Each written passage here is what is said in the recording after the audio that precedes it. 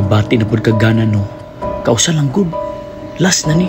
Ug man nakasugod magbag-o. Likay ang tanang unod nung buhat sa kalibutan.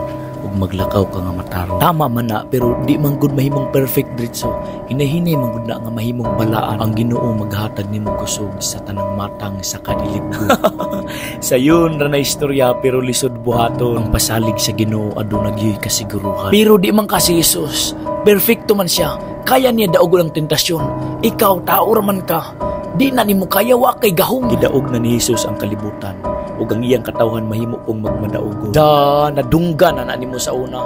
Ang balaan mapakyas bayag gyapon, pero mobalik la sa Ginoo. Nakasabot man ang Ginoo sa imong kaluyahon. Mangayo ra gyud kag pasaylo. Dawaton lagi ka sa Ginoo. Pitugyan ang imong kinabuhi. Naunsa ka ngadto sa Ginoo. Dili lagi ka makatakas. Sukli ang yawa. Ako'y tag-iya nimo. Siya mohawa gikan kanimo.